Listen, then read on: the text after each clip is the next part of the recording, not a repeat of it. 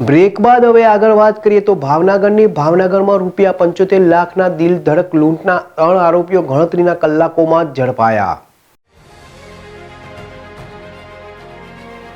ભાવનગર શહેરના ચિત્રા વિસ્તારના SBI bank પાસે દ્વારા દિવસે છરીની અણીએ ₹75 લાખ રૂપિયાની લૂંટ ચલાવનાર ત્રણેય ઈસમોને પોલીસે ગણતરીના કલાકોમાં ઝડપી પાડ્યા છે। સમગ્ર ઘટના CCTV વિડીયો પણ સામે આવ્યા હતા, જેમાં રોડ વચ્ચે વેપારીની બાઇકને રોકીને ₹75 લાખ રૂપિયા ભરેલ થેલો ઝૂંટવી લૂંટારુઓ નાસી છૂટ્યા હતા। આ બનાવમાં પોલીસે ગણતરીના કલાકોમાં હિતેન ચૌહાણ, રાકેશ બારૈયા અને અલ્પેશ મકવાણાના નામના યુવકોની ધરપકડ કરી હતી। તેમની પાસેથી ₹74,50,000 રૂપિયાનો મુદ્દામાલ કબજે કરી વધુ તપાસ હાથ ધરી છે। ભાવનગર શહેરમાં ધોરા દિવસે જાહેર રોડ પર 3 શખ્સોએ ₹75 લાખ રૂપિયાની લૂંટને અંજામ આપતા ભારે ચકચાર મચી હતી।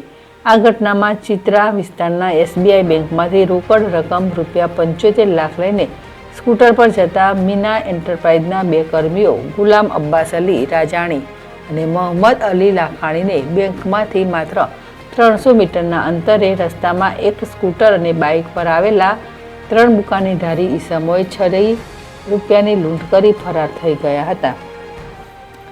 આ ઘટનાની જાણ થતાં પોલીસે શહેરમાં નાકાબંધી કરી બેંક તેમજ આ રૂટ પરના વિવિધ CCTV ચેક કરતા CCTVમાં લૂંટની ઘટના અને આરોપી નજરે પડતા પોલીસે વિવિધ ટીમો બનાવી તેમજ મોબાઈલ સર્વેલન્સ, CCTV સર્વેલન્સ અને હ્યુમન સર્વેલન્સ આધારે 3 લૂંટારુઓ સુધી પહોંચી હતી અને ત્રણેય આરોપીઓને રોકડ રકમ ₹74.50 લાખ સાથે ઝડપી લીધા હતા।